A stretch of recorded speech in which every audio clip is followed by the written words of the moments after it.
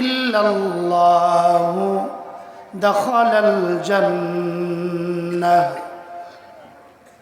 আও কামা ক্বালা আলাইহিস সালাতু ওয়াস সালাম। আমি অনেক দূর থেকে অনেক কষ্ট করে এসেছি। মাহফিলের সৌন্দর্যতা রক্ষার্থে আমি অনুরোধ করব, যারা দাঁড়িয়ে আছি বসে পড়ে, মেহেরবানি করে বসে পড়ে। এখানে কোরআন এবং হাদিসের আলোচনা হবে, ঠিক না?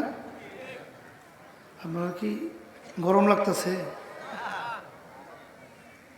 মেহেরবানি করে আমরা সকলেই বসে পড়ব, কেউ দাঁড়ায় থাকবে না, অনুরোধ করছি আমি।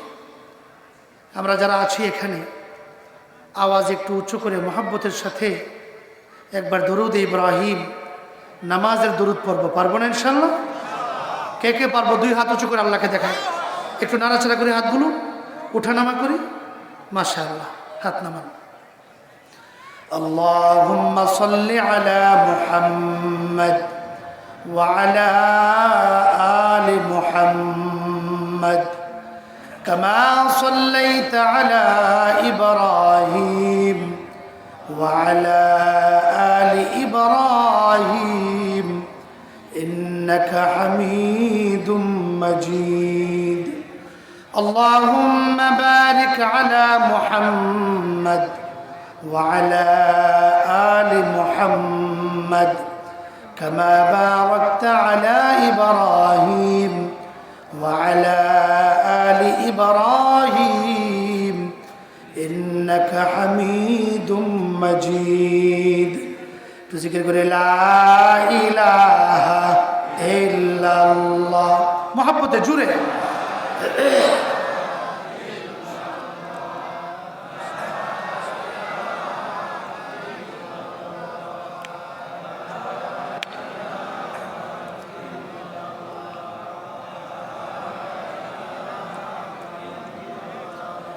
لا إله إلا الله لا إله إلا الله. جوري محبته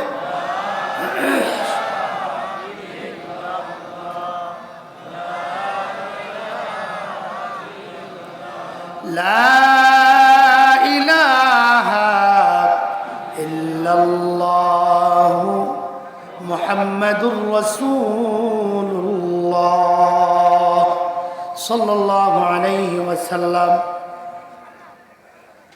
কুষ্টিয়া ভেড়ামারা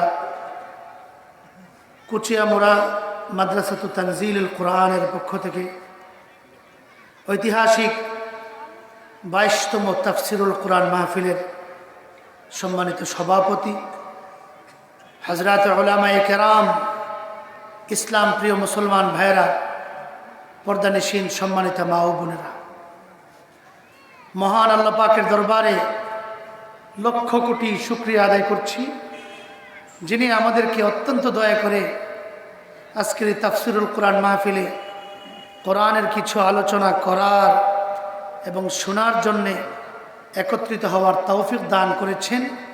সেই মহান মনিবের দরবারে আল্লাহর শিখানো ভাষায় কালিমাতুশ শুকর আদায় করি। চিল্লায় বলি আলহামদুলিল্লাহ, আরো জোরে বলি আলহামদুলিল্লাহ। প্রিয় ভাই সব, রাত অনেক হয়েছে, প্রায় 10টার কাছাকাছি।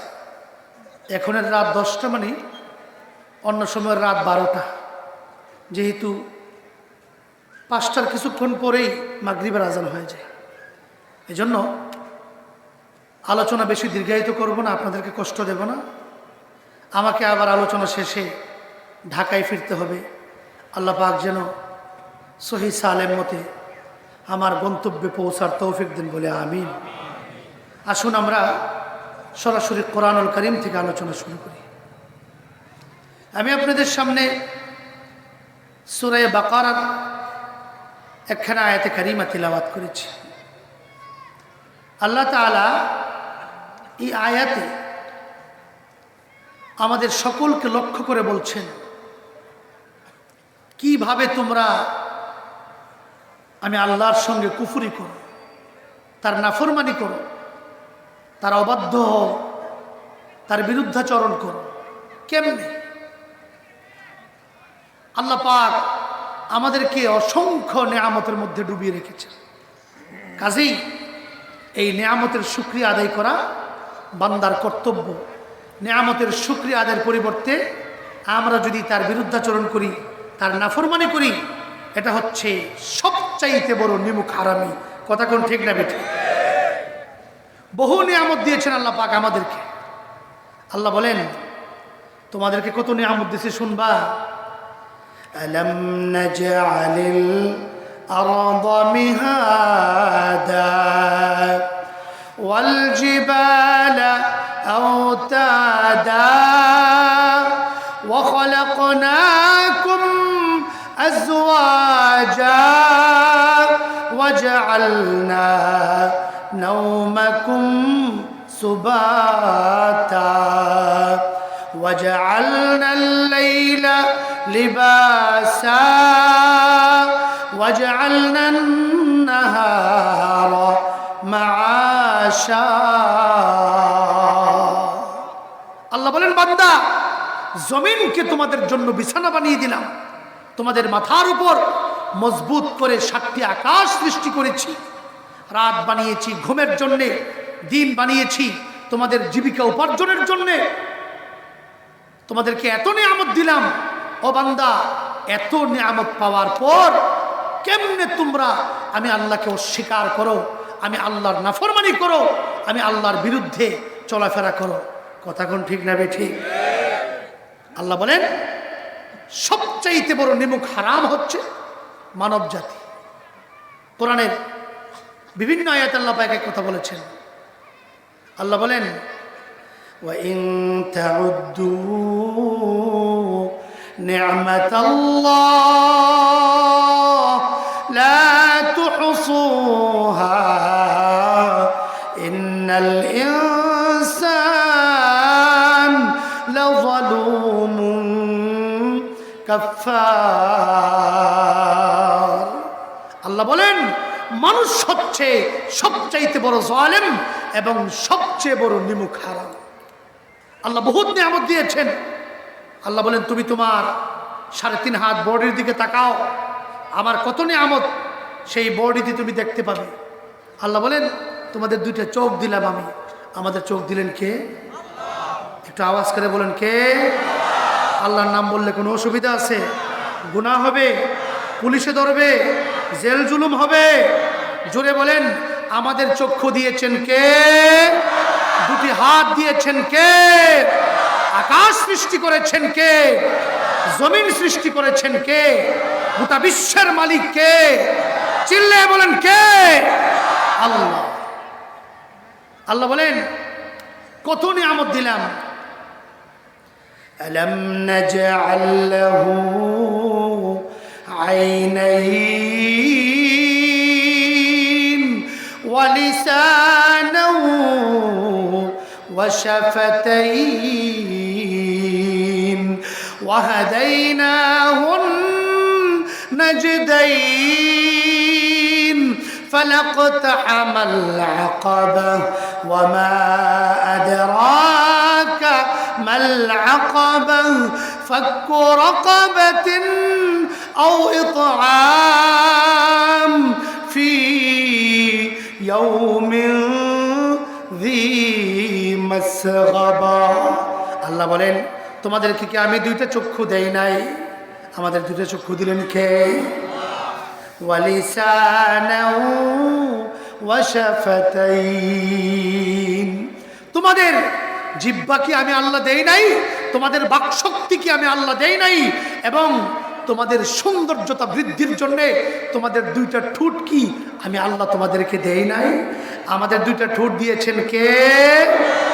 যদি 2টা ঠোঁট না থাকতো, একটু চিন্তা করে দেখেন, সব কিছু আছে, টাকা পয়সা, বাড়ি গাড়ি, ধন দৌলত, নেতৃত্ব, কর্তৃত্ব, কোনো কিছুর কোনো অভাব নাই, শুধু অভাব 2টা ঠোঁটের।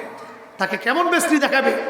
2টা ঠোঁট যদি না থাকে, অনেক শব্দ আছে শুদ্ধভাবে আপনি আমি উচ্চারণ করতে পারবো না। যেমন আব্বা, ঠোঁট নাই, উচ্চারণ করেন তো। আম্মা, ঠোঁট নাই, উচ্চারণ করেন।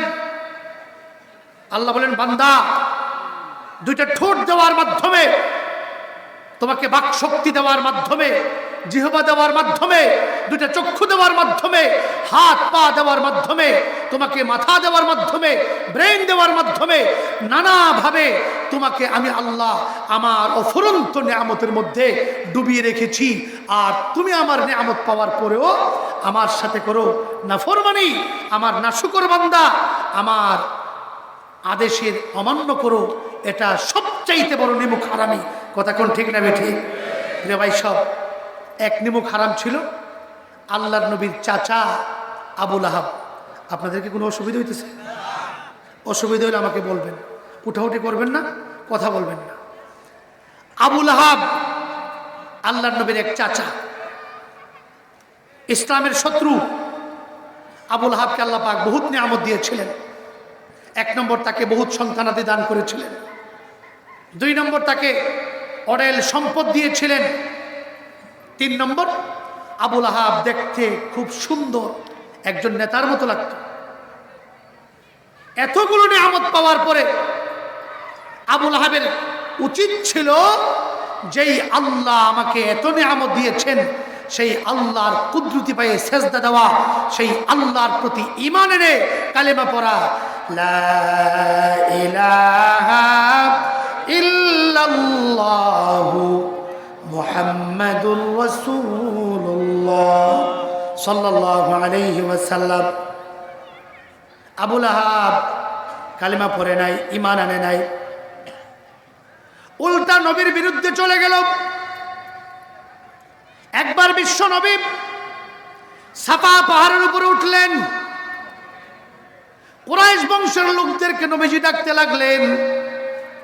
সমস্ত নেতা নেত্রী যারা ছিল সবাই গিয়ে পাহাড়ের কিনারে জমা হলো। এদের মধ্যে ছিল নবীজির চাচা আবুল আহাব। নবীজি বলতে লাগলেন, আমার জাতির লোকেরা ও আমার আপনজনেরা, আমি যদি তোমাদেরকে বলি পাহাড়ের পিছন দিক থেকে তোমাদের শত্রু বাহিনী অস্ত্র শস্ত্র নিয়ে তোমাদেরকে মারার জন্য প্রস্তুতি গ্রহণ করে আসছে, আকুনতুম মুসাদ্দিকিয়া, তোমরা কি আমার কথা বিশ্বাস করবে, আমাকে মানবে? সবাই এক বাক্যে বলল, মা জাররাবনা আলাইকা ইল্লা সিদকা। মুহাম্মদ, কেন তোমার কথা মানব না? কেন তোমাকে বিশ্বাস করব না? কারণ আজ পর্যন্ত জীবনে কোনোদিন একটা মিথ্যা কথা তুমি বলো নাই। তুমি একজন পরম সত্যবাদী, কেন তোমার কথা বিশ্বাস করব না? আল্লাহ নবী বলতেছেন, আমাকে যদি সত্যবাদী বলে মেনে থাকো, আজ তোমাদের কাছে একটা পরম সত্য কথা বলছি, সেটা হচ্ছে আমি হলাম আল্লাহ পাকের পাঠানো একজন নবী। আমাকে মানো, আমার উপর ঈমান আনো, আল্লাহর উপর ঈমান আনো, কামিয়াব হয়ে যাবে, জান্নাত পেয়ে যাবে। যদি আমাকে বিশ্বাস না করো, নবী হিসাবে না মানো, আল্লাহর প্রতি ঈমান না আনো, আমি তোমাদেরকে বলছি, ফাইন্নী নাযীরুল লাকুম বাইনা ইয়াদাই আযাবিন শাদীদ, তোমাদের সামনে আছে দারুণ শাস্তি, পরকালে আছে জাহান্নাম, তোমরা হয়ে যাবে জাহান্নামের লাকড়ি। নাউযুবিল্লাহ। এই কথা যখন বলছে আল্লাহর নবী, কেউ কিছু বলল না। বেয়াদব আবুল আহাব চিৎকার করে উঠছে। আবুল আহাব বলতেছে, তাব্বাত লাক আলিহাযা জামাতানা, বুখারীর হাদিস। এই মিয়া, খায়া দেয় কোনো কাম পাও না, তুমি ধ্বংস হও, এই জন্যই কি আমাদেরকে এখানে একত্রিত করেছ? দেখেন, আল্লাহর নবীর বিরুদ্ধে নবীকে গালি দিছে, নবীকে হুমকি দিছে, আল্লাহ পাক সহ্য করতে পারেন নাই। আল্লাহর সাথে সাথে আবুল আহাবের বিরুদ্ধে একটা সূরা নাজিল করছে। সুবহানাল্লাহ। তো জোরে বলা যাবে না সুবহানাল্লাহ? পড়ুন না সূরাটা আমার সাথে, সবাই পারেন। তাব্বাত ইয়াদা আবি লাহাবি ওয়া তাব মা আগনা আনহু মালুহু ওয়া মা কাসাব সায়াসলা নারান যাতা লাহাবিন ওয়া ইমরাআতুহু হাম্মালাতাল হাতাব ফি জিদিহা হাবলুম মিন মাসাদ। আল্লাহ পাক সূরা নাযিল করলেন। এই সূরার মর্ম হলো আল্লাহ পাক বলছেন, আবু লাহাব আমার নবীর বিরুদ্ধে বদদুয়া করে, আমার নবীকে গালি দেয়, আমার নবী ধ্বংস হোক বলে আমি আল্লাহ আয়াত নাজিল করলাম, আবু লাহাবের দুইটা হাত ধ্বংস হোক, নাউযুবিল্লাহ।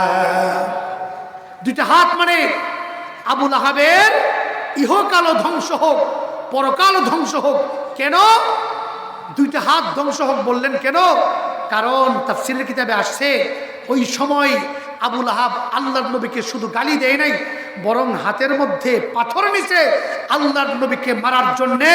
আল্লাহ পাক এই সূরা নাজিল করার মাধ্যমে বুঝিয়ে দিলেন, যেই হাত নবীর বিরুদ্ধে যাবে, নবী যখন থাকবে না, আলেমদের বিরুদ্ধে যেই হাত যাবে, এই হাত জগতের মধ্যে আল্লাহর কাছে সবচাইতে জঘন্য, সবচাইতে নিকৃষ্ট।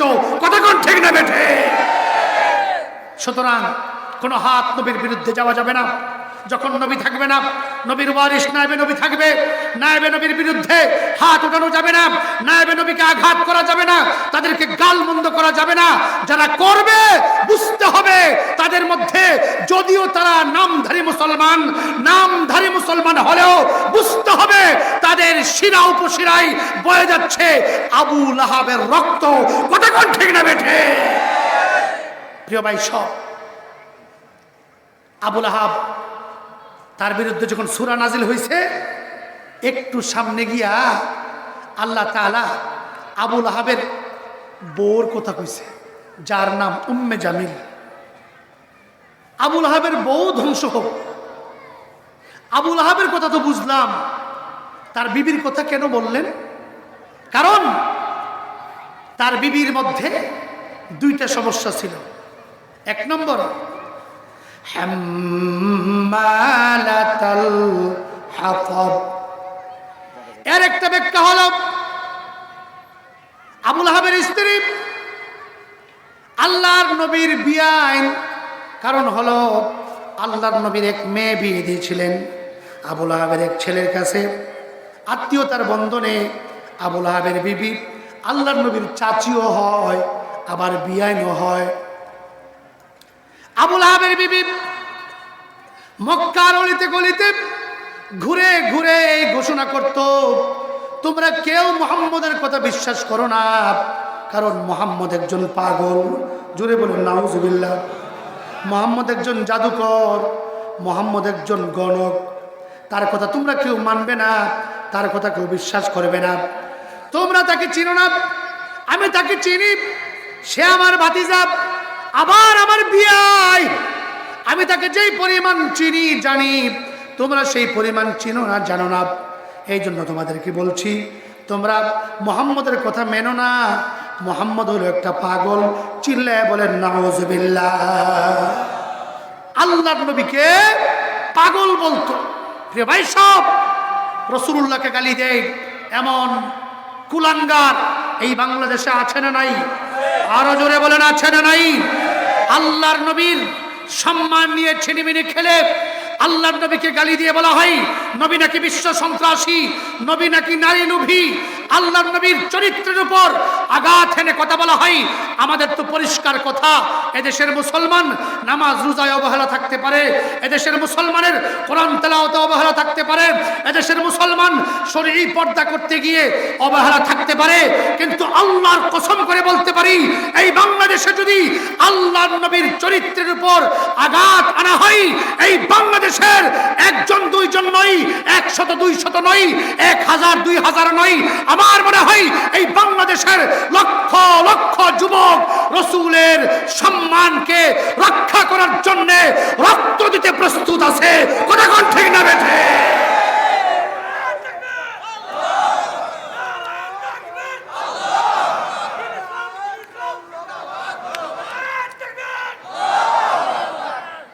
প্রিয় ভাই সব,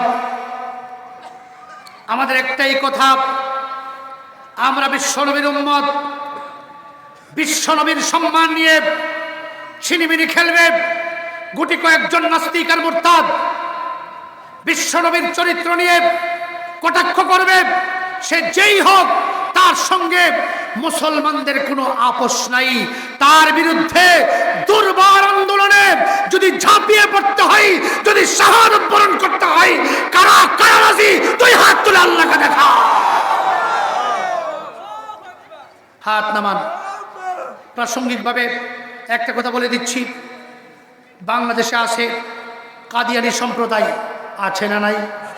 আরো জোরে বলেন, আছে না নাই? এই কাদিয়ানী সম্প্রদায় আল্লাহর নবীর সম্মান নিয়ে ছিনিমিনি খেলে। কেমনে? আল্লাহর নবী বিশ্বনবী, তিনি হলেন সর্বশেষ নবী, তারপরে আর কোনো নবী নাই।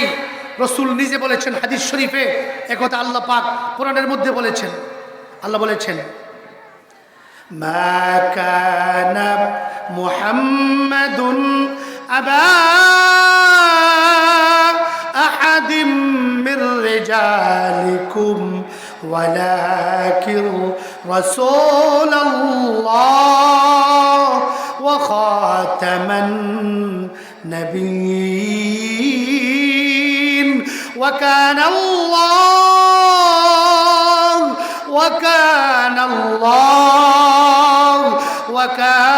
আল্লাহ বিকুল্লি শাইইন আলিমা। আল্লাহ পাক বলছেন, আমার নবী বিশ্বনবী মুহাম্মদুর রাসূলুল্লাহ সাল্লাল্লাহু আলাইহি ওয়াসাল্লাম, তিনি কোনো পুরুষের পিতা নন, বরং তিনি হলেন খাতামুন নবিয়্যিন। বিশ্বনবী বলেছেন, আনা খাতামুন নবিয়্যিন লা নবিয়্য বা'দি, আমি হলাম সর্বশেষ নবী, আমার পরে আর কোনো নবী আসবে না। কোরআন দ্বারা হাদিস দ্বারা এই কথা প্রমাণিত হলো। মির্জা গোলাম আহমদ কাদিয়ানী, যে কিনা নবুয়তের দাবিদার, সে একজন ধোঁকাবাজ, ভণ্ড ছাড়া আর কোনো কিছুই নয়। সুতরাং যে ব্যক্তি মিথ্যুক, ধোঁকাবাজ, তুমি মিথ্যুক হও, তুমি ধোঁকাবাজ হও, তুমি নিজেকে নবুয়তি দাবি করো, তোমার অনুসারী থাকতে পারে। বাংলাদেশে যারা মির্জা গোলাম আহমদ কাদিয়ানীর অনুসারী আছে, তারা মির্জা গোলাম আহমদ কাদিয়ানীকে নবী মানব, আমাদের কোনো আপত্তি নাই। আমাদের আপত্তির একটাই জায়গা, তোমরা তোমাদেরকে মুসলমান দাবি করে মির্জা গোলাম আহমদকে নবী মানতে পারো না। মির্জা গোলাম আহমদকে যদি নবী মানতে হয়, মুসলমান দাবি করার কোনো অধিকার তোমাদের নাই। সুতরাং এই ফিতনা থেকে সাধারণ মুসলমানদেরকে যদি বাঁচাতে হয়, একটাই পন্থা, রাষ্ট্রীয়ভাবে বাংলাদেশে কাদিয়ানীদেরকে অমুসলিম ঘোষণা করা হোক। অমুসলিম ঘোষণা করতে হবে, এটা আমাদের সকলের প্রাণের দাবি। কথা কোন ঠিক না বেঠে? বিশ্বের বিভিন্ন রাষ্ট্রে কাদিয়ানীদেরকে সরকারিভাবে অমুসলিম ঘোষণা করা হয়েছে।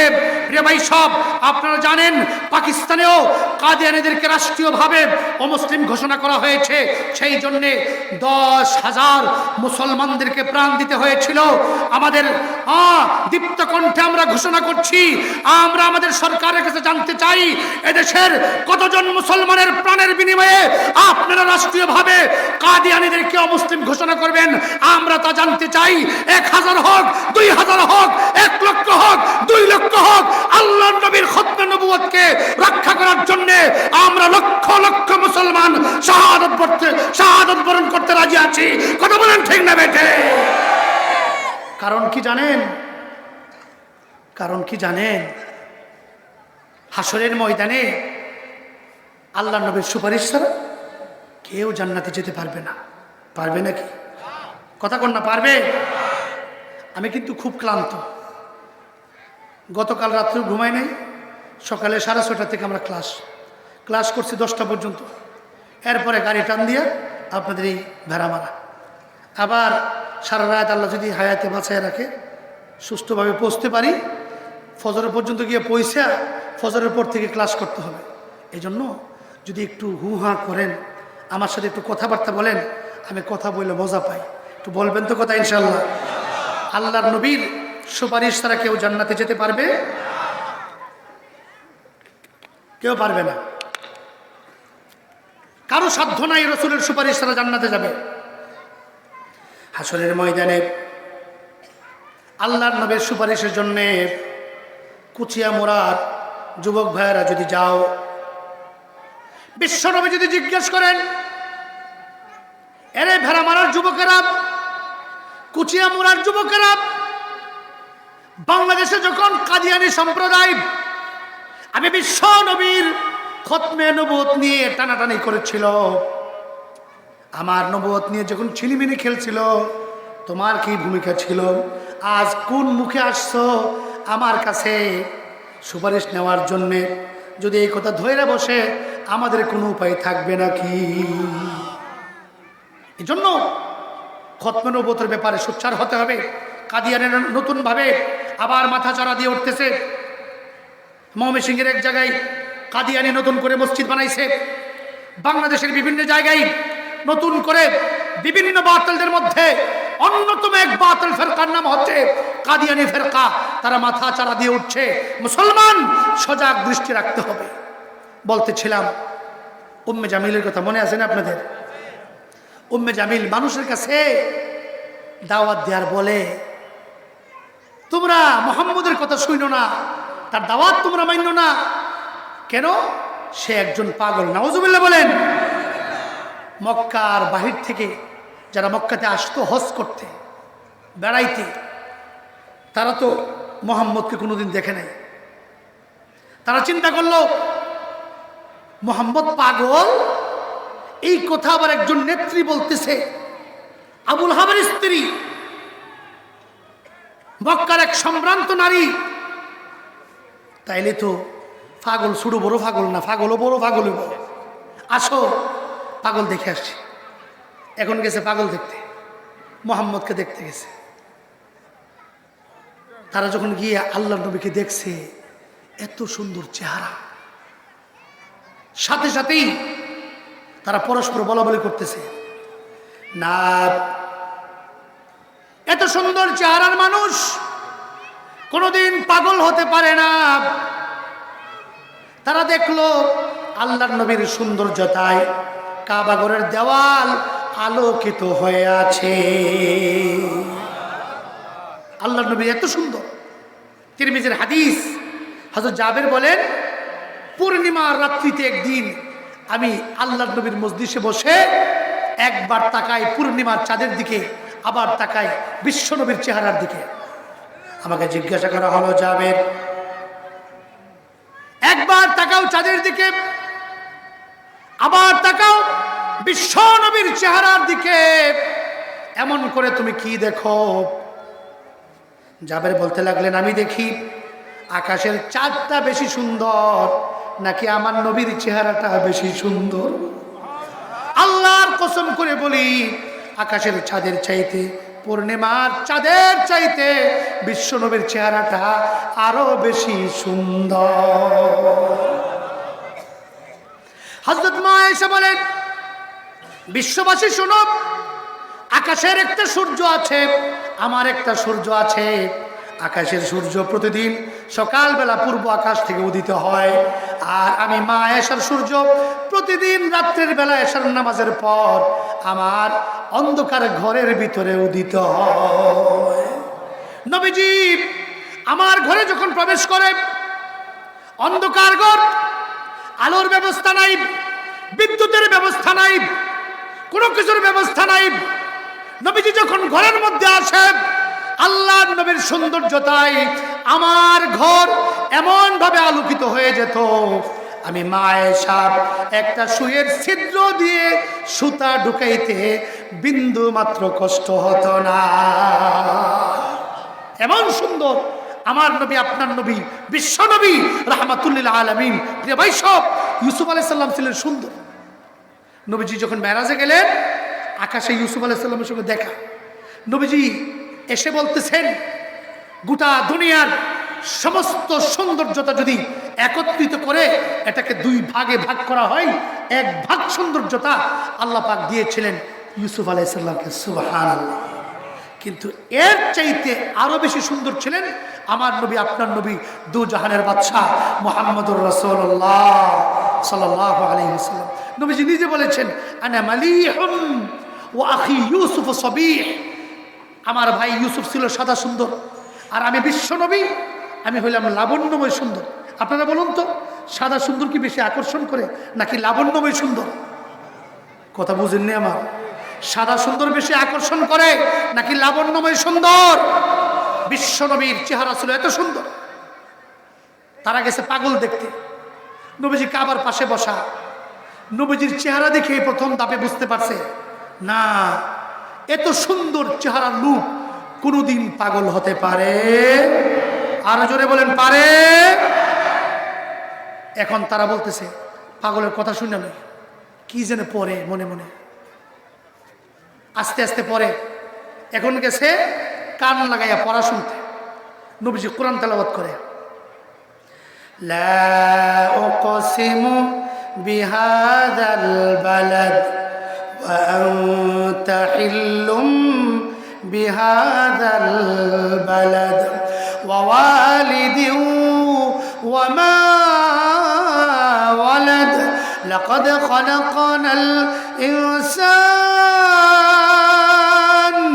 ইনসানা ফি كبد أيحسب أن لن يقدر عليه أحد يقول أهلكت مالا لبدا أيحسب أن لم يره أحد سبحان الله আল্লাহর নবী কোরআন তেলাওয়াত করে। আপনারা লক্ষ্য করে দেখবেন, পাগলে কথা বলে, কিন্তু পাগলের কথার আগের লাইন পরের লাইন মিল নাই। কিন্তু কোরআন এমন একটা কিতাব, ছন্দে ভরপুর, প্রত্যেকটা আয়াতের শেষে ছন্দের মিল আছে। কথা কোন ঠিক না বেটি? ওয়াশ-শামসি ওয়া দুহাহা ওয়াল কমারি ইযা তালাহা ওয়ান নাহারি ইযা জাল্লাহা, শেষে হাহা ওয়াস-সামাই যাতিল বুরুজ ওয়াল ইয়াউমিল মাউউদ ওয়া শাহিদিন ওয়া মাশহুদ। সবগুলো আয়াতের শেষে অন্তমিল আছে। এর নাম হচ্ছে কোরআন। তারা যখন আল্লাহর নবীর কণ্ঠে কোরআনের তেলাওয়াত শুনলো, তারা বুঝতে পেরেছে আসলে বিশ্ব নবীর নামে অপপ্রচার, তিনি পাগল না। তারা বলতে লাগলো, শুনেছিলাম আখিরি জামানার পয়গম্বর মুহাম্মদুর রাসূলুল্লাহর আবির্ভাব হবে, তিনিই নবী, সন্দেহ নাই। নবী হাতটা দেন, কালেমা পড়ে মুসলমান হয়ে যাব। নবীজি যখন হাত দিলেন, সমস্বরে তারা পড়তে লাগলো, লা ইলাহা ইল্লাল্লাহু মুহাম্মাদুর রাসূলুল্লাহ সাল্লাল্লাহু আলাইহি ওয়াসাল্লাম। কালেমা পড়ে মুসলমান হয়ে গেল। আমার ভাইয়েরা, উম্মে জামিল, তার এই স্বভাব ছিল সে চুগলখড়ি করা, মানুষের কাছে বদনাম করা। এমন চুগলখড়ি করার স্বভাব আমাদের সমাজের মধ্যে আছে না নাই? আরো জোরে কোন আছে না নাই? দেখবেন এই জায়গার কথা ওই জায়গায়, এই বাড়ির কথা ওই বাড়িতে লাগানো, দুইজনের মধ্যে কাজিয়া লাগানো, ঝগড়া লাগানো, এমন কুস্বভাবের মানুষ যারা, তাদেরকে বলা হয় চুগলখোর। কথা কোন ঠিক না বেঠে? প্রিয় ভাই সব, চুগলখুরি এমন মারাত্মক এক গুনাহ। বুখারীর হাদিস, আল্লাহর নবী বলেন, দুই ব্যক্তির কবরে আযাব হচ্ছিল। নবীজি দুইটা কবরের পাশ দিয়ে যাচ্ছে, সাহাবে কেরাম আছে সাথে, দেখতেছে কবরে আযাব। আল্লাহ নবী থেমে গেছে। এরপর নবীজি বলতেছেন, এই দুই কবরের বাসিন্দাকে কি গুনাহের কারণে আযাব দেওয়া হচ্ছে জানো? একজনের গুনাহ ছিল, সে ছিল চুগলখোর। এখানের কথা ওইখানে, এই বাড়ির কথা ওই বাড়ির, একজনের কথা আরেকজনের কাছে এইভাবে লাগায়া দ্বন্দ্ব সৃষ্টি করত, সমাজের মধ্যে অশান্তি সৃষ্টি করত। দুই নম্বরের ব্যক্তির গুনাহ কি জানো? খুব খেয়াল করবেন, লজ্জার কথা তারপরে বলি। সে পেশাব থেকে ভালো করে পবিত্র হতো না। এখানে অনেক মুরব্বী বাবা আছেন, মাফ করে দিন। বুঝার জন্য বলতেছি, না বললেও নয়, শরীয়তের মাসালা। পুরুষ লিঙ্গ যেটা আছে এটা ভিতর দিক দিয়ে পেশাবে, পেশাব করলে একসাথে ক্লিয়ার হয় না। এজন্য শরীয়তের বিধান, পেশাব করার পর টিস্যু নিয়ে বা ঢিলা নিয়ে কিছুক্ষণ একটু নড়াচড়া করা, যখন পেশাবটা ক্লিয়ার হয়ে যাবে একেবারে, তখন পানি ব্যবহার করে পবিত্র হওয়া। আমরা অনেকে নামাজি, কিন্তু পেশাব করে শুধু পানির উপর যথেষ্ট বলো, এরপরে একটু টিস্যু নিয়া ঢিলা নিয়া হাঁটাহাঁটি করি না। আমি যে পেশাব করে পানি নিয়ে উজু করে মসজিদে চলে গেলাম, আস্তে আস্তে তো আমার পেশাব বের হয়ে আমার কাপড়টা নাপাক হয়ে গেল, আমার নামাজ তো সহি শুদ্ধ হয় নাই, আমার নামাজ বিশুদ্ধ হয় নাই। মনে রাখবেন, যে ব্যক্তি পেশাব থেকে পবিত্র না হবে পরিপূর্ণরূপে, কবরের মধ্যে তাকে সেই জন্য শাস্তি ভোগ করতে হবে, নাউজুবিল্লাহ। দ্বিতীয় ব্যক্তি পেশাব থেকে পবিত্র হতো না, এই জন্য তার কবরের শাস্তি। প্রিয় ভাই সব, উম্মে জামিলের আরেকটা বদ স্বভাব ছিল, আল্লাহর নবী যে রাস্তা দিয়ে হাঁটতো এই রাস্তার মধ্যে কাটা কোটা ফেলায় রাখতো। নবীজি যেন হাঁটতে না পারে, হাঁটলে যেন পায়ের মধ্যে কাটা বিঁধে যায়, কাঁচবাঙ্গা ফেলায় রাখতো, নবীজির পা যেন কেটে যায়। নাউজুবিল্লাহ বলেন। এই উম্মে জামিল আল্লাহর নবীর সঙ্গে শত্রুতা পোষণ করার কারণে এই সূরার মধ্যে উম্মে জামিলের কথাও আসছে, আবুল আহাব ধ্বংস হোক, তার বউ ধ্বংস হোক। নাউজুবিল্লাহ। এই আয়াত যখন নাজিল হয়েছে, সূরা যখন নাজিল হয়েছে, সাথে সাথে উম্মে জামিলও হাতের মধ্যে পাথর নিছে, আল্লাহর নবীর মেরে ফেলাইবে। খুব তেরে আল্লাহর নবীর দিকে যাচ্ছে। বাংলাদেশে এমন কিছু নারীও ছিল যারা নায়েবে নবী উলামায়ে কেরামের প্রতি ঘৃণা পোষণ করত, তাদের প্রতি বিদ্বেষ তাদের অন্তরে লালন করত। কথা কোন ঠিক না বেঠে? এই উম্মে জামিল আল্লাহর নবীর দিকে গেছে, নবীজির মারব। নবীজির সঙ্গে আছে আবু বকর, কাবা ঘরের পাশে বসে। আল্লাহর নবীর সাহাবী আবু বকর রাদিয়াল্লাহু আনহু যখন দেখলেন উম্মে জামিল হাতের মধ্যে পাথর নিয়ে আল্লাহর নবীকে মারার জন্য নবীজির দিকে ছুটে আসছে, আবু বকর ডাক দিয়ে বলেন, ইয়া রাসূলুল্লাহ, ইয়া হাবিবাল্লাহ, আপনার বিয়ান আবার আপনার চাচি উম্মে জামিল হাতের মধ্যে পাথর নিয়ে অস্ত্র নিয়ে আপনাকে মারার জন্যে আপনার দিকে এগিয়ে আসছে। ও নবী, আপনি একটু আড়ালে চলে যান। কারণ হলো, মহিলা মানুষ আপনার গায়ে যদি আঘাত করে এটাও তো আপনার জন্য অসুবিধা, আবার আপনি যদি পাল্টা জবাব দেন এটাও তো অসুবিধা। মহিলা মানুষ, তার গায়ে তো আপনি হাত তুলতে পারবেন না, বরং আপনার জন্য উচিত হবে আপনি এখান থেকে একটু আড়ালে চলে যান। নবী আমার ডাক দিয়ে বললেন, আবু বকর, চিন্তা করো না, অস্থির হয় না, উম্মে জামিল আমার কিছু করতে পারবে না, উম্মে জামিল আমার কোনো ক্ষতি করতে পারবে না। উম্মে জামিল আল্লাহর নবীর সামনে এসে দাঁড়াইল, সঙ্গে আছে আবু বকর। ডাক দিয়ে বলে, আবু বকর, তোমার বন্ধু মুজাম্মাম কই? দেখেন, খুব লক্ষ্য করবেন, আল্লাহর নবীর নাম মুহাম্মদ, অর্থ হচ্ছে প্রশংসিত। নবীর নামটাকে ব্যঙ্গ করে এই মহিলা বলতেছে মুজাম্মাম। মুজাম্মাম মানে হচ্ছে নিন্দিত। নাউজুবিল্লাহ বলেন। দেখেন, নাম ব্যঙ্গ করা আমাদের সমাজের মধ্যে এই জিনিসটা আছে অ্যাভেলেবেল। আমরা নাম ব্যঙ্গ করি। নাম হলো আজিজ, ডাক দিছে, এ আজ্জা, তাড়াতাড়ি বাইজ্জা। দেখছে, নাম ব্যঙ্গ করা এটা মারাত্মক গুনাহ। আল্লাহ তাআলা কুরআনুল কারীমে নিষেধ করছেন, ওয়ালা তানাবাজু বিল আলকাব, তোমরা একে অপরের নাম ব্যঙ্গ করবা না, নামটাকে বিকৃত করে বলবা না। উম্মে জামিল বলতে লাগলো, আবু বকর, তোমার বন্ধু মুজাম্মাম কোথায়? আমার বিরুদ্ধে কোরআনের মধ্যে সূরা নাজিল হয়ে গেছে, কেন আমার বিরুদ্ধে সূরা নাজিল হলো? আমি তার হিসাব নেব তোমার বন্ধুর কাছ থেকে। কোথায় তোমার বন্ধু? আবু বকর মনে মনে কয়, আল্লাহর নবী তো আমার পাশে বসা, আমি নবীকে দেখি, উম্মে জামিল কেন দেখে না? এটাই তো বুঝলাম না। দেখে না যেহেতু বইলাও কোনো লাভ নাই।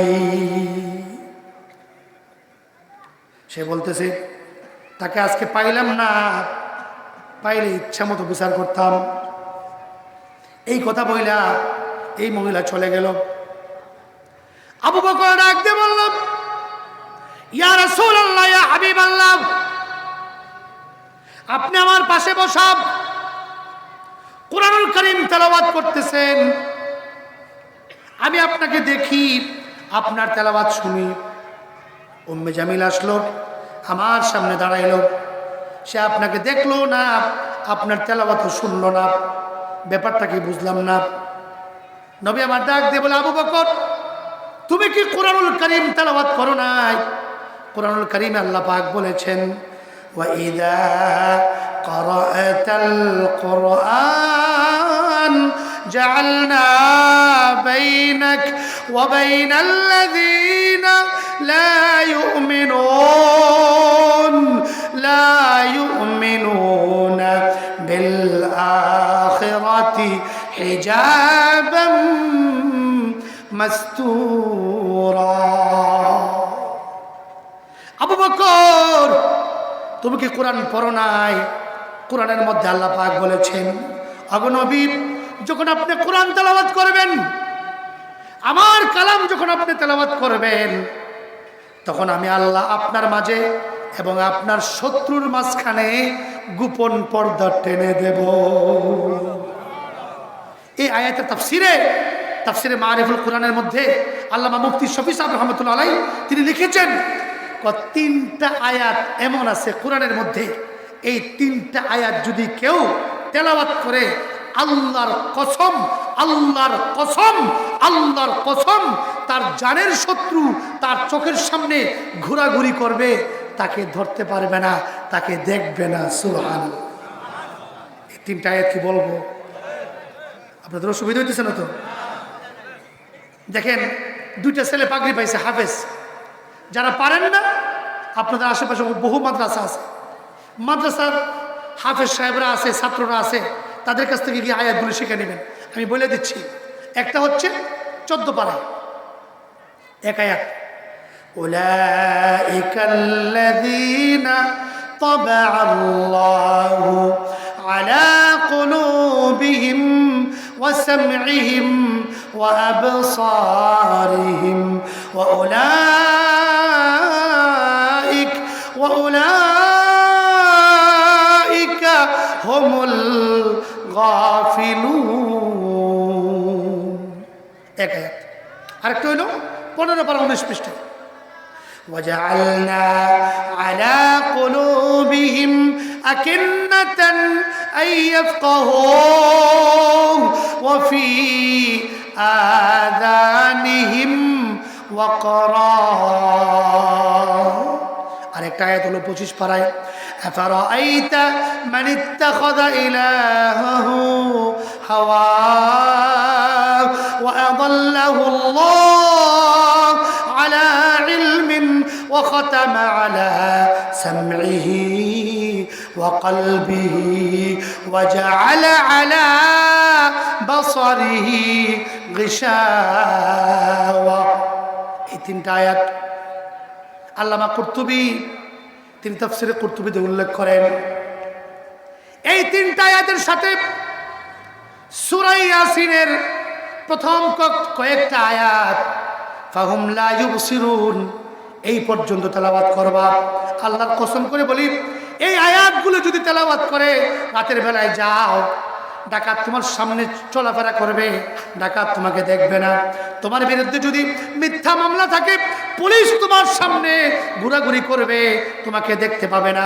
তোমার জানের শত্রু তোমাকে মারার জন্য অস্ত্র নিয়ে ঘুরতেছে, আল্লাহর কসম, শত্রু তোমার সামনে দিয়ে হেঁটে যাবে, তোমাকে দেখতে পাবে না। আল্লাহর কোরআন মিয়া, আল্লাহর কোরআন এটা কোনো তন্ত্র মন্ত্র নয়, আল্লাহর কোরআন তাবিজ লেখার জন্য আসে নাই, আল্লাহর কোরআন এসেছে এই কোরআন দিয়ে দুনিয়া এবং আখিরাতকে সাজানোর জন্য। কথা বলেন ঠিক না বেটে? কোরআনের কথা যেহেতু আসছে, ছোট্ট একটা কথা বলি। কোরআনের তেলাওয়াত ভিন্ন একটা ইবাদত। কোরআনের তেলাওয়াত ভিন্ন একটা ইবাদত। কোরআন অনুযায়ী চলা যেমন ইবাদত, কোরআনের বিশুদ্ধ তেলাওয়াত, মনে রাখবেন, বিশুদ্ধ তেলাওয়াত যদি বিশুদ্ধ না হয় নামাজ বিশুদ্ধ হবে না। নামাজের অন্যতম একটা ফরজ, এটা হচ্ছে কোরআনুল কারীমের বিশুদ্ধ তেলাওয়াত। বিশুদ্ধ তেলাওয়াত করা আমাদের দৈনন্দিন দায়িত্ব এবং কর্তব্য। প্রিয় ভাই, সব আগের নুরানি মক্তবগুলো, নুরানি মাদ্রাসাগুলিতে সকালবেলায় বিশুদ্ধ তেলাওয়াত শিখানো হতো। এই নুরানি মাদ্রাসাগুলো বন্ধ করে এখন পাশ্চাত্যরা আমাদের মগজের মধ্যে ঢুকাই দিছে, আমাদের মগজ ধুলাই করেছে। এই সময়, যেই সময় বাচ্চারা কোরআন শিখত, এই সময় ব্যাগ নিয়ে সকালবেলা চলে যায় কিন্ডারগার্টেনে। কথা কোন ঠিক না বেঠে?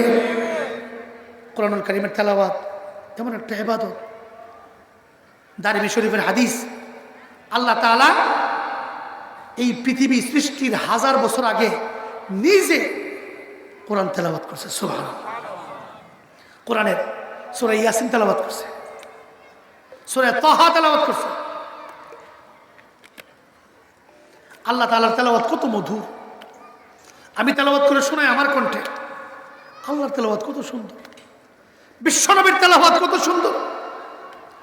জান্নাতে বিশ্বনবী কোরআনুল কারীম তেলাওয়াত করবে, কত বছর যে পার হয়ে যাবে জান্নাতবাসীদের তার কোনো খবর থাকবে না। সুবহানাল্লাহ। আল্লাহ তাআলা তেলাওয়াত করতেছেন,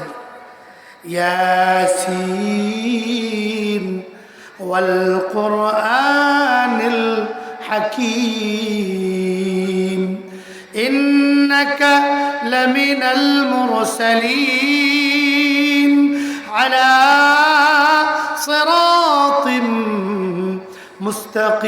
মুস্তাকিম তানজিলাল আজিজির রহিম লিতুনযিরা কওমান মা উনযিরা আবাউহুম ফাহুম গাফিলুন।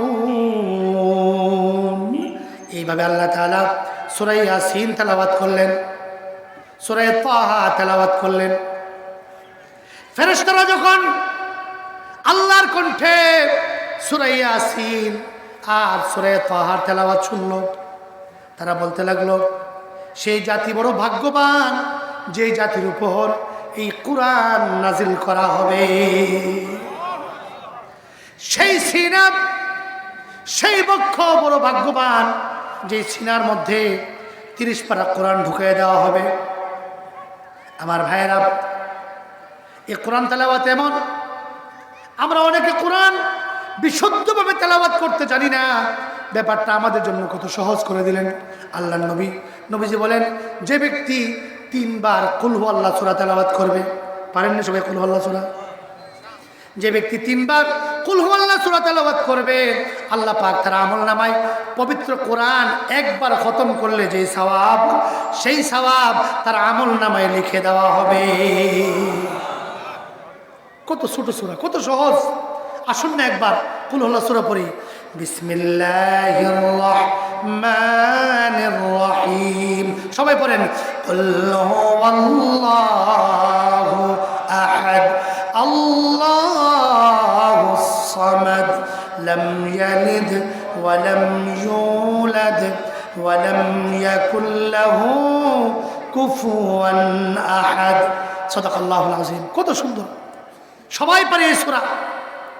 দোকানিরা দোকান করবেন, এই সূরা তেলাওয়াত করবেন।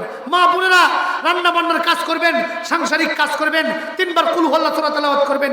আমার প্রিয় ভাইয়েরা, কৃষি কাজ করবেন, মেল ফ্যাক্টরিতে কাজ করবেন, চলাফেরার সময় গাড়ির মধ্যে বসে থাকবেন, হাঁটবেন, যে কোনো সময় যেন বৃথা না যায়, নষ্ট না হয়।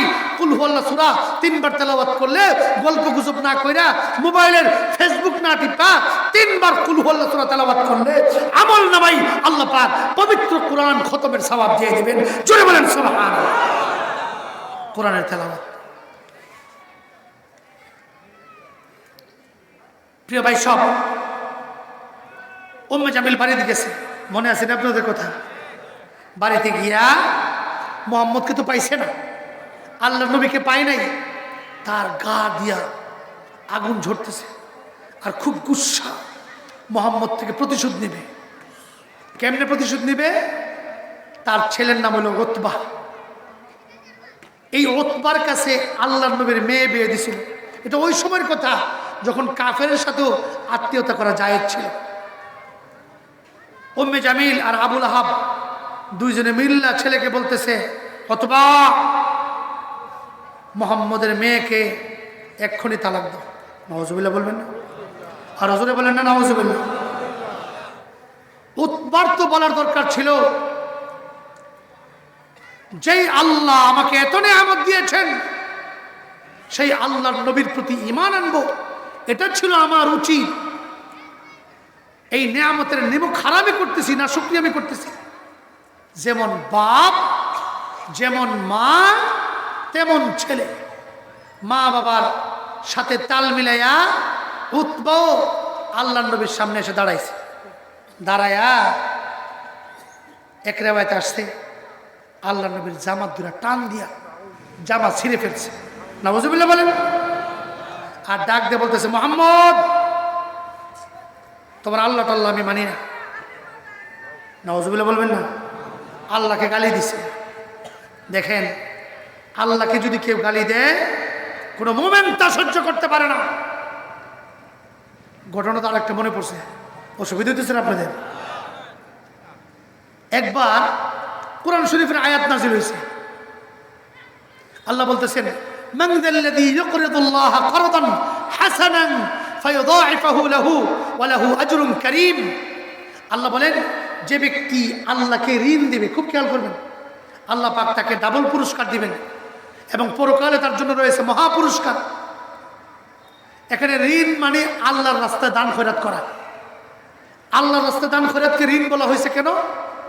আপনি যদি কাউকে ঋণ দেন বা আপনি যদি কারো কাছ থেকে ঋণ আনেন, যার থেকে ঋণ এনেছেন এই ঋণটা পরিশোধ করা আপনার জন্য ওয়াজিব, আপনার জন্য ফরজ, কর্তব্য। ঠিক ঋণদাতা তার ঋণ গ্রহীতা পরিশোধ করা যেমন কর্তব্য, ফরজ, আল্লাহ পাক বলেন যে ব্যক্তি আমার রাহে দান করবে আমিও তাকে এর প্রতিদান দেওয়া আমি আল্লাহর জন্য ওয়াজিব। জোরে বলেন সুবহানাল্লাহ। এই জন্য আল্লাহ তাআলা দানকে ঋণের সাথে তুলনা করছেন। আল্লাহ বলছেন যে ব্যক্তি আমাকে ঋণ দিবে তাকে ডাবল দেব। এখন ইহুদিরা, এরা তো আল্লাহকে নিয়ে, ইসলামকে নিয়ে, রসুলকে নিয়ে ব্যঙ্গ করা, ঠাট্টা বিদ্রুপ করা, এটা তাদের মজ্জাগত স্বভাব। তারা এখন মজা শুরু করছে। তারা কয়ে, শুনছো কি মুহাম্মদের আল্লাহ ফকির হয়ে গেছে, আমরার কাছে ঋণ চা। নাউজুবিল্লাহ বলেন না? আরো জোরে বলেন নাউজুবিল্লাহ। আবু বকর সিদ্দিক রাদিয়াল্লাহু আনহু রাস্তা দিয়ে হেঁটে যাচ্ছিলেন। আবু বকরের দিকে এরা যেন আরো বেশি জুস এসে গেছে। দেখবেন আমরা দেশও এক শ্রেণীর আলেম বিদ্বেষী আছে। আলেম ওলামা দেখলে তাদের গায়ে চুলকানি আসে। কথা কোন ঠিক না বেটে? আলেমদেরকে নিয়ে নানা রকমের টিটকারি মস্কারি করে। আফগানিস্তান যুদ্ধ লাগছে আরো আগে, তো আলেমদেরকে দেখে বলে মোল্লা মুন্সির অবস্থা খুব খারাপ, টিটকারি মানে হাতে তালি দেয়। আবু বকরকে দেখা এরা মজা করতেছে। শুনছো? একজনকে একজন বলে, কি মুহাম্মদের আল্লাহ তো ফকির হয়ে গেছে। আবু বকর ছিলেন এমন এক ব্যক্তি, উম্মতের শ্রেষ্ঠ ব্যক্তি, উম্মতের সবচেয়ে নরম ব্যক্তি। আরহামু উম্মতি বিউম্মতি আবু বকর। আবু বকরের মতো নরম স্বভাবের কেউ এই উম্মতের মধ্যে ছিল না। এত নরম স্বভাবের মানুষ। আবু বকরকে যদি কেউ গালি দিত, আবু বকরকে যদি কেউ মন্দ বলতো, প্রতিশোধ গ্রহণ করতেন না, এমন নরম মানুষ। কিন্তু আল্লাহ এবং রসুলের বিরুদ্ধে কথা বললে আবু বকরের ঘরে বসে থাকার লোক না। আবু বকর যখন শুনতে পেলেন এক ইহুদি আল্লাহকে ফকির বলে গালি দিল, ইহুদির সামনে গিয়া এমন জোরে ইহুদিকে এক থাপ্পড় মারল, ইহুদি দূরে গিয়া পড়ল। আমার ভাইয়েরা, যাদের ইমানে শক্তি আছে তাদের হাতে কিন্তু অনেক জোর। কথা কোন ঠিক নেবে? ঠিক। কথায় কথা মনে পড়ে, হাদিস শরীফ আসছে মুসা আলাইহিস সালাম, হাদিস শরীফ কোন গল্প না, মুসা আলাইহিস সালামের কাছে আজরাইল আসছে। আজরাইল ছিলেন না আপনারা? দেখছেন কোনোদিন? আজরাইল মালাকুল মউত আসছে, আয়সা বলতেছে আমার চিনচিনি কোনা, কে তুমি? আনা মালাকুল মউত, আমি হইলাম আজরাইল ফেরেশতা। ও মুসা পয়গম্বর, আপনার কাছে এসেছি আপনার জান কবজ করার জন্যে। এমনি মুসা আলাইহিস সালাম আজরাইলকে থাপ্পড় মারছে। ফালাতামাহু, এমন জোরে থাপ্পড় মারছে আজরাইল একটা চোখ কানা হয়ে গেছে। হাদিস শরীফ, আজরাইলের চোখ কানা হয়ে গেছে। আজরাইল চিল্লায় আল্লাহর কাছে গেছে, আল্লাহ কার কাছে তুমি আমার হটাইছো? এমন জোরে এক থাপ্পড় দিছে আমার চোখ গেছে। মিয়া একটু চিন্তা করেন, আজরাইলের চোখ কানা করতে থাপ্পড়টার ওজন কি পরিমাণ লাগবে? আল্লাহ পাক তার চোখ ভালো করে বলতেছেন, যাও আমার পয়গম্বরকে জিজ্ঞেস করো সে কি চায়, বাঁচতে চায় না মরতে চায়। আজরাইল আবার আসছে, আইসা এখন অনেক দূরে বসছে, কাছে আসে না। ইয়া নবী আল্লাহ মাযা তুরিদ, ও আল্লাহ নবী মুসা আপনি কি চান? বাঁচতে চান না মরতে চান? যদি বাঁচতে চাই, ইয়াদাকা আলা মাতনি সাউরিন, আপনার হাতটা একটা গরুর পিঠের উপর রাখেন, রাখলে হাতের নিচে যতগুলো পশম পড়বে প্রত্যেকটা পশমের বিনিময়ে আল্লাহ পাক 1 বছর করে হায়াত দিবেন আপনাকে। জোরে বলেন সুবহানাল্লাহ। এরপরে তো মরবেন। যদি মরণে লাগে শেষ পর্যন্ত, তাহলে দেরি করে লাভ কি? এখনই আমার জান কবজ করো। প্রিয় ভাই সব, বলতেছিলাম আল্লাহওয়ালা যারা, তাদের অনেক শক্তি থাকে, অনেক শক্তি। আমার তো আরেকটা ঘটনা মনে পড়ছে, হাদিস শরীফ। আপনাদের অসুবিধা হইতেছে নি? এক সাহাবী, তার নাম ছিল রুকানা, আবু দাউদ শরীফের হাদিস। রুকানা রাদিয়াল্লাহু আনহু, তিনি যখন কাফের ছিলেন, দেখেন তার গায়ে 100 যুবকের শক্তি ছিল। 100 যুবক, চারটিখানি কথা নয়, একসাথে 100 যুবকের সঙ্গে তিনি লড়াই করতে পারতেন। তিনি মাঝে মধ্যে উটের চামড়ার উপর দাঁড়াইতেন, আর আরববাসীদেরকে বলতেন চামড়াটা টেনে আমার পায়ের নিচ থেকে নিয়ে যাও। কয়েকজন যুবক মিলে, শক্তিশালী যুবক মিলে চামড়া টানত, চামড়াটা নিয়ে যেত ঠিকই, কিন্তু ওনার পায়ের নিচের অংশটা পায়ের নিচে থেকে যেত, এত বড় শক্তিশালী। রুকানা যখন শুনছে আল্লাহ নবী দিনের দাওয়াত দেয়, সে বলতেছে আমি মুহাম্মদকে পায়ালই জনমের শিক্ষা দেব। নাউজুবিল্লাহ। আমার ভাইয়েরা, আল্লাহর নবী বিশ্ব নবী একদিন পায়া গেলেন রুকানা রাদিয়াল্লাহু আনহুকে, মাঠের মধ্যে বকরি চড়াই। তিনি তখনও কাফের। বিশ্ব নবী বললেন, রুকানা তুমি পড়ে নাও লা ইলাহা ইল্লাল্লাহু মুহাম্মাদুর রাসূলুল্লাহ সাল্লাল্লাহু আলাইহি ওয়াসাল্লাম। রুকানা ডাক দিয়ে বলে, মুহাম্মদ কালেমা পড়ব, মুসলমান হব, একটা শর্ত আছে। কি শর্ত? তুমি যদি এখন আমার সঙ্গে কুস্তি করে লড়াই করে জিততে পারো, তাহলে আমি কালেমা পড়ে মুসলমান হব। এটা কোন ধরনের কথা?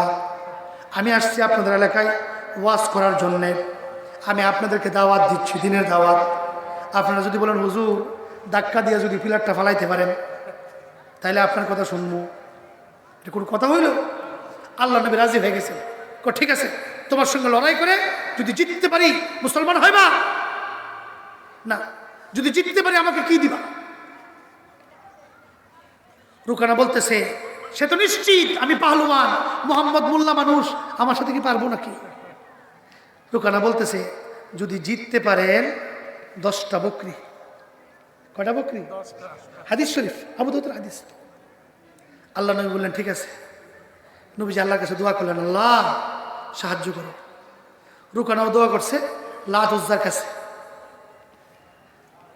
এবার আল্লাহ নবীর সঙ্গে কুস্তা করতে শুরু হইল। আমার ভাইয়েরা, কিছুক্ষণ লড়াই করার পর নবীজি রুকানাকে একটা আছাড় মেরে জমিনের মধ্যে ফেলাই দিল। বুকের উপর চেপে বসল। রুকানা নড়াচড়া করতে পারে না। রুকানা হেরে গেল। সে আশ্চর্য হয়ে বলতে লাগলো, এটা কেমনে, কিভাবে সম্ভব? সে বলতে লাগলো, আবার তোমার সঙ্গে লড়াই করব। নবীজি বললেন, রুকানা আবার যদি জিততে পারি কি দিবা? এখানে একটা কথা মনে রাখবেন, এখানে কিন্তু একতরফা বাজি, দুই তরফা না। এই জন্য এটা সুদ না, এটা লটারি না। যেমন আপনার ছেলেকে আপনি বললেন পরীক্ষায় পাশ করলে তোমাকে একটা সাইকেল কিনে দেব, পরীক্ষায় পাশ করলে তোমাকে সুন্দর জামা বানিয়ে দেব, এটা কোনো জুয়া না। আর যদি দুই দিক থেকে হয়, তুমি জিতলে তোমাকে আমি এটা দেব, আমি জিতলে তুমি আমাকে এটা দেবা, এটার নাম জুয়া। নবীজি বললেন, রুকানা এবার যদি তোমার সঙ্গে লড়াই করে জিততে পারি কি দিবা? রুকানা বলে, আবার 10টা বকরি দেব। আবার লড়াই শুরু হয়ে গেল। কুস্তাকুস্তি করতে করতে এক পর্যায়ে আল্লাহর নবী একটা আছাড় মেরে রুকানাকে মাটির মধ্যে ফেলে বুকের উপর চড়ে বসলেন। রুকানা আবার হেরে গেল। বুঝে উঠতে পারতেছে না কি ব্যাপার।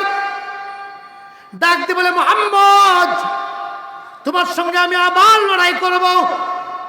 নবীজি বললেন, রুকানা আবার যদি জিততে পারি কি দিবা? বলল, আবার 10টা বকরি। তৃতীয়বারও হেরে গেল। এবার রুকানা বলতে লাগলো, খাযালানিল লাতু ওয়াল উজ্জা আ'আজ্জাকা রাব্বুকা ওয়া খাযালানিল লাতু ওয়াল উজ্জা। মুহাম্মদ তোমার রব তোমাকে সম্মানিত করেছে, আর আমার মূর্তি, আমার মাবুদ লাত উজ্জা ওরা আজকে আমাকে দারুণভাবে বেইজ্জতি করেছে। বিশ্বনবী ডাক দিয়ে বললেন, রুকানা তুমি একজন বীর পাহলওয়ান, দুইটা লজ্জা, দুইটা বিপদ আজ তোমাকে ঘিরে ফেলেছে। এক নাম্বার হলো এত বড় পাহলওয়ান, আমার কাছে তুমি হাইরা গেলা, মানুষ তোমার বদনাম করবে। রুকানা রে, এটা তো আমি ফেরত দিতে পারবো না।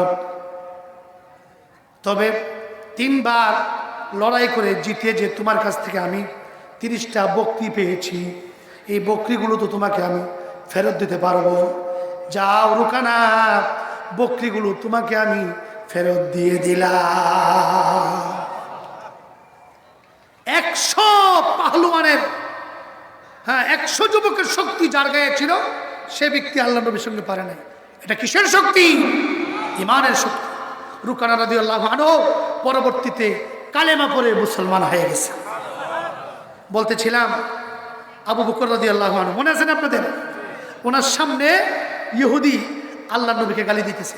আমি আপনাদেরকে বেশি রাত করে কষ্ট দেব না, অতি অল্প সময়ের মধ্যে আমি আমার বয়ান গুছাই আনতেছি। আমি মূল আলোচ্য বিষয়ে ফিরে আসতেছি। আল্লাহ নবীর সাহাবী আবু বকর, সে যখন শুনছে ইহুদি আল্লাহ তাআলারে ফকরি বলে গালি দিছে এমন জোরে এক থাপ্পড়, ইহুদি অনেক দূরে গিয়ে উল্টায় পড়ছে। সাথে ছিল আরেক ইহুদি, হে উঠে দিছে দৌড়। সে ওইটা দৌড় দিছে। এবার ইহুদি চিন্তা করলো, আবু বকরের সঙ্গে ঝগড়া করবো না, মুহাম্মদকে দিয়া বিচার করাবো। ইহুদি বিশ্বনবীর দরবারে চলে গেল। ডাক দিয়ে বলে, মুহাম্মদ তোমার সাহাবী আবু বকর আমাকে মেরেছে। আল্লাহর নবী হতভম্ব হয়ে গেলেন, আশ্চর্য হয়ে গেলেন। আবু বকর তো মারার লোক না, মারামারি তো করে ওমর। তোমার মনে হয় কোথাও ভুল হচ্ছে, তোমাকে মনে হয় আবু বকর মেরেছে, ওমর মনে হয় মেরেছে, আবু বকর না। ইহুদি ডাক দিয়ে বলে, মুহাম্মদ আমি ওমরেও চিনি, আবু বকরকেও চিনি, আজকে আমাকে মারছে আবু বকর। এমনি আবু বকর রাদিয়াল্লাহু আনহু বিশ্ব নবীর দরবারে হাজির, ডাক দিয়ে বলে, ইয়া রাসূলুল্লাহ, এই দুশমনটা আপনার দরবারে কেন? সে আল্লাহকে গালি দিয়েছে, আপনাকে গালি দিয়েছে, একটা থাপ্পড় দিয়েছে আল্লাহর পক্ষ থেকে, আরেকটা থাপ্পড় বাকি আছে আপনার পক্ষ থেকে দেওয়ার। নবীজি বলতেছেন, আবু বকর, এতক্ষণ আমার বিশ্বাস হয়েছিল না তুমি যে তাকে মারছিলা, এখন আমার বিশ্বাস হয়েছে তুমি তারে মারছো। তুমি কি তারা মারছো নাকি? আবু বকর বললেন, ইয়া রাসূলুল্লাহ, জি হ্যাঁ, আমি তাকে মেরেছি। কেন মারলাম? ও নবী, সে আল্লাহকে ফকির বলে গালি দিয়েছে। ইহুদি বলে, নাউযুবিল্লাহ, আমি আল্লাহকে কখন ফকির বললাম? সে অস্বীকার করতেছে। দেখেন, ইহুদি অস্বীকার করতেছে, তার অপরাধ। আবু বকর সে যে মারছে তার অপরাধ স্বীকার করছে। কাজেই আবু বকরকে শাস্তি দেওয়ার জন্য ইহুদির কোনো সাক্ষীর প্রয়োজন নাই, বরং ইহুদি যে গালি দিছে এটা প্রমাণ করার জন্য আবু বকরের সাক্ষীর প্রয়োজন। আল্লাহ নবী বলতেছে, আবু বকর, তোমার সাক্ষী আছে সে যে আল্লাহর গালি দিছে? না ইয়া রাসূলুল্লাহ, সাক্ষী তো নাই। সাক্ষী না থাকলে তো তোমার পক্ষে বিচার হবে না, বিচার তো যাবে তোমার বিপক্ষে। তুমি তাকে মেরেছো, নিজে স্বীকার করেছো। এখানে ভালো করে বুঝবেন, সাক্ষীর অভাবে আল্লাহর নবীর প্রিয় সাহাবী আবু বকরের বিরুদ্ধে আল্লাহর নবী এখন বিচার করবেন। ইসলামের মধ্যে কোনো স্বজন প্রীতি নাই, ইসলামের মধ্যে কোনো দল প্রীতি নাই। ইসলাম হচ্ছে ইনসাফের ধর্ম। এই ইনসাফ যদি বাংলাদেশে প্রতিষ্ঠিত থাকতো, এদেশে কোনো চোর বাটপার এদেশের টাকা লুণ্ঠন করে, দেশের টাকা চুরি করে, বিদেশ পাচার করে আজ দেশটাকে দেউলিয়া বানাতে পারতো না। কথা বলেন ঠিক না বেটে? বসো বাবা, বসো। মাশাআল্লাহ। প্রিয় ভাই সব, ইসলাম হচ্ছে ইনসাফের ধর্ম। ইসলামের মধ্যে কোনো স্বজন প্রীতি নাই, দল প্রীতি নাই, নেতা প্রীতি নাই। ইসলাম ইনসাফের ধর্ম, ন্যায়ের ধর্ম। ওদিকে যাবো না, আলোচনা করলে লম্বা আলোচনা আসবে। আল্লাহর নবী এবার আবু বকরের বিরুদ্ধে অ্যাকশন নেব। যখন বিচার কার্য শুরু করবেন, এমনি জিবরাইল আয়াত নিয়ে নাজিল হয়ে গেছে। আলেম ওলামা বুঝবেন, লাকাদ সামিআল্লাহু কাওলাল্লাযীনা ক্বালু ইন্নাল্লাহা ফাকীর ওয়া নাহনু আগনিয়া। আল্লাহ তাআলা বলেন, নবী আমার আবু বকরের বিরুদ্ধে বিচার করার আগে সাক্ষীর অভাবে বিচার করবেন। এর আগে আয়াতটা শুনেন। আয়াতের মধ্যে আল্লাহ পাক বলেন, এই ইহুদি যে আল্লাহকে ফকির বলে গালি দিছে, এই কথাটা স্বয়ং আল্লাহ পাক শুনেছে।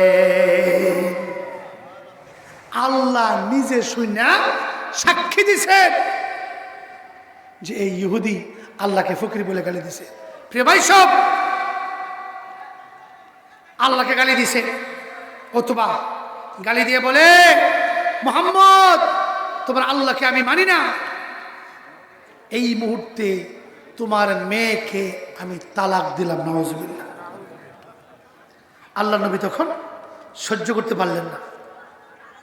নবীর জামা ছিঁড়েছে, এই জন্য নবী মনে কষ্ট পান নাই, বরং নবী কষ্ট পেয়েছেন আল্লাহকে গালি দেওয়ার কারণে। নবী সহ্য করতে না পেরে আল্লাহ নবী এই উতবার বিরুদ্ধে বদদুয়া করছে। বদদুয়া করে বলে, আল্লাহ, তোমার কুকুর সমূহ থেকে একটা কুকুরকে এর পিছনে লেলায় দাও। আপনাদের কি ধারণা, আল্লাহ নবীর বদদুয়া কবুল না কবুল না? নবীজির বদদুয়া যেমন কবুল, নবীজির দোয়া হতো এমন কবুল। আছে না নাই? আরো জোরে কোন আছে না নাই? নবীজির দোয়া, যেই দোয়াই করছেন এই দোয়া লেগে গেছে। সাহাবী ইবনে আব্বাস আল্লাহর নবীর বাড়িতে গেলেন, ছোট্ট সাহাবী। রাতের বেলায় বিশ্ব নবীর সঙ্গে ঘুমাইলেন। শেষ রাত্রিতে নবীজি ঘুম থেকে উঠলেন। উঠার পরে দেখে এই ছোট্ট ইবনে আব্বাস অজুর পানির ব্যবস্থা করলো, নবীজির সব কিছুর ব্যবস্থা করে রাখলো, তাহাজ্জুদের ব্যবস্থা করলো। নবীজি খুশি হইয়া ইবনে আব্বাসকে বুকে জড়ায়া আল্লাহর নবী ইবনে আব্বাসের জন্য দোয়া করলেন, আল্লাহুম্মা ফাক্কিহু ফিদ্দীন ওয়া আল্লিমহুল কিতাবা ওয়াল হিকমা। আল্লাহ তাকে তুমি কোরআনের মুফাসসির বানায় দাও, তাকে ফিকহ ফিদ্দীন বানায় দাও, তাকে ইলমে তাফসীর দান করো। সুবহানাল্লাহ। ইবনে আব্বাস রাইসুল মুফাসসিরিন, সবচেয়ে বড় মুফাসসির। নবীজি দোয়া করলেন আবু হুরায়রার মার জন্য। আবু হুরায়রার মা আল্লাহর নবীর বিরুদ্ধাচরণ করত, কাফেরা নবীজিকে গালাগালি করত। আবু হুরায়রা কেন নবীর দরবারে যায়, মা সবসময় আবু হুরায়রাকে শাসাইত। আবু হুরায়রা মনে কষ্ট, নরম মানুষ, আর নবীর কাছে গিয়ে বলতো, ও নবী, নবী গো, আমার মা সবসময় আপনাকে গালাগালি করে, কি করতাম? নবী আমার ডাক দিয়ে বললেন, আবু হুরায়রা, এটা তোমার মা, আমার বলার কিছু নাই। বহুদিন গালাগালি করছে, একদিনের ঘটনা। বেশি রকমের গালাগালি যখন করছে, আবু হুরায়রা কাঁদতে কাঁদতে আল্লাহর নবীর দরবারে গেল। আল্লাহর নবী সেদিন আবু হুরায়রার মার জন্য হেদায়েতের দোয়া করলেন। ডাক দিয়ে বলেন, আল্লাহুম্মা হদি উম্মা আবি হুরায়রা, আল্লাহুম্মা হদি উম্মা আবি হুরায়রা। আল্লাহ, আবু হুরায়রার মাকে তুমি হেদায়েত দান করো। আবু হুরায়রা নরম মানুষ, বাড়ির দিকে দৌড়াই। মানুষ জামা টান দিয়ে ধরলো, ডাক দিয়ে বললো, আবু হুরায়রা দৌড়াও কেন? আবু হুরায়রা বলে, আমি দেখতে চাই আমি আগে বাড়িতে পৌঁছাই নাকি আল্লাহর নবীর দোয়াটা আমার বাড়িতে আগে পৌঁছায়। বাড়িতে গেলেন, দরজা বন্ধ, আওয়াজ দিলেন ভিতর থেকে, আজকে নরম আওয়াজ। মা ডাক দিয়ে বলে, কে? আবু হুরায়রা নাকি? আবু হুরায়রা আওয়াজ পাই তো বুঝা লাগছে দোয়া কাজ হয়ে গেছে। বলে, হা মা, আমি। আবু হুরায়রা একটু থামো, আমি গোসলটা সেরে নেই। গোসল ছাড়লেন। এবার মা বলে, আবু হুরায়রা, প্রতিদিন আমি তোমার বিশ্বনবী মুহাম্মদকে গালাগালি করি, আজকে তুমি চলে যাওয়ার পর একটু আগ থেকে আমার অন্তরের অবস্থা পরিবর্তন হয়ে গেছে। কেন জানো রে? তোমার নবীর প্রতি আমার দরদ উতলে উঠেছে। আবু হুরায়রা, আমাকে এই মুহূর্তে তোমার নবীর দরবারে নিয়ে যাও, আমি কালেমা পড়ে মুসলমান হতে চাই। আমার ভাইরা, আল্লাহর নবী, বিশ্ব নবী আবু লাহাবের ছেলের বিরুদ্ধে বদদুয়া করলেন। লম্বা কথা। আল্লাহ পাক তার বদদুয়া কবুল করলেন।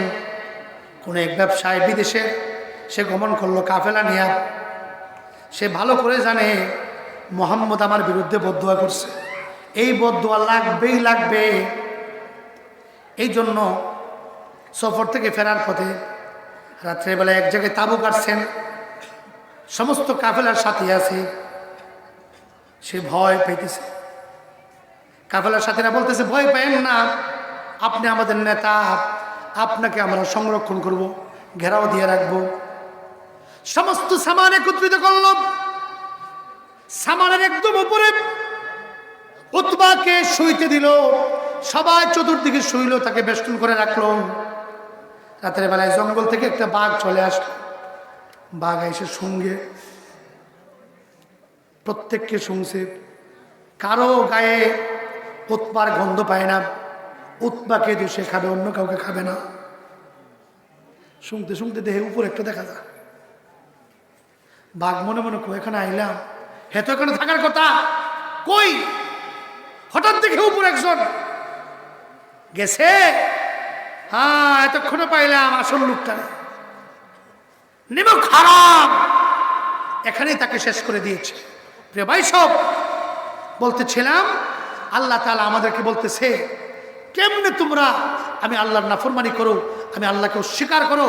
তোমরা ছিলে মৃত, আমি তোমাদেরকে জীবিত করলাম। হ্যাঁ, আবার তোমাদেরকে মওত দিব, আবার তোমাদেরকে পুনরুত্থানের মাধ্যমে আমার সামনে উঠাবো। সেদিন আমার সামনে দাঁড়ায় কি জবাব দিবে? এজন্য আমি আপনাদের কাছে একটা অনুরোধ করব, আমরা কি নিমক হারাম হতে চাই নাকি আল্লাহর শুকরগুজার বান্দা হতে চাই? যদি শুকরগুজার বান্দা হতে চাই, আল্লাহ পাক আমাদেরকে বানাইছেন কোন কারণে বলেন তো একটু? হ্যাঁ, আল্লাহর ইবাদত করার জন্য। ইবাদতের মধ্যে শ্রেষ্ঠ ইবাদতের নাম হচ্ছে নামাজ। শ্রেষ্ঠ ইবাদত কি বলেন না? শ্রেষ্ঠ ইবাদত কি? শুধু এই কথাটা বলে আমি শেষ করে দেব। প্রিয় ভাই সব, আমরা নিমুখ হারামি করতে চাই না। আল্লাহর নিয়ামত পেয়েছি, আল্লাহর গোলামি করব কতদিন পর্যন্ত? মৃত্যুর আগ পর্যন্ত। গোলামের মধ্যে শ্রেষ্ঠতম গোলামের নাম হচ্ছে নামাজ। নামাজের গুরুত্ব এত বেশি, নামাজের গুরুত্ব এত বেশি।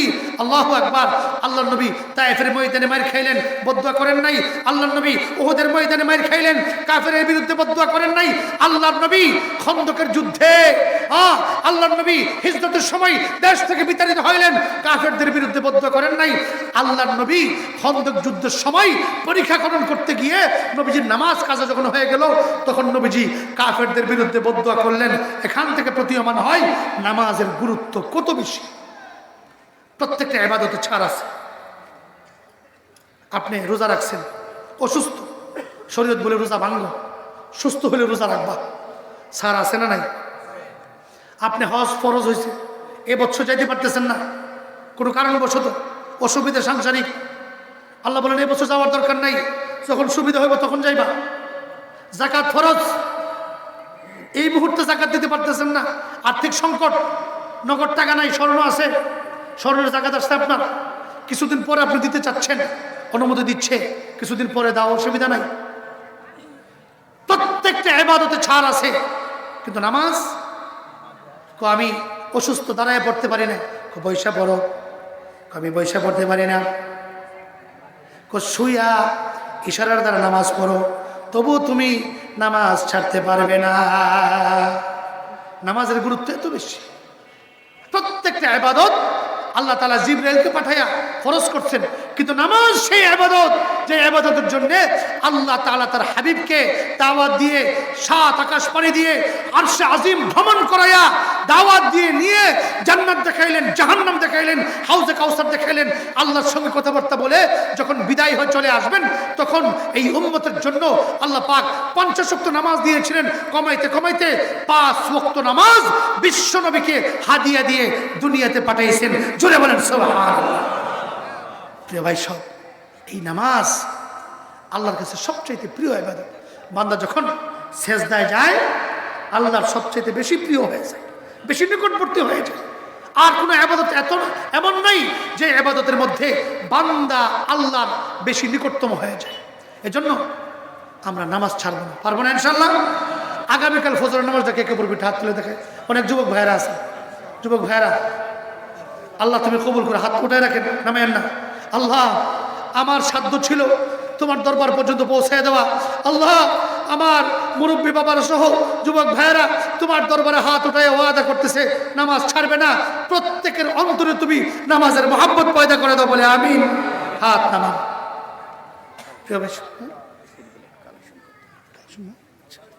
প্রিয় ভাই সব, কেউ উঠবেন না, আমি মুসাফির মানুষ, আমি আপনাদেরকে একটু দোয়া করব।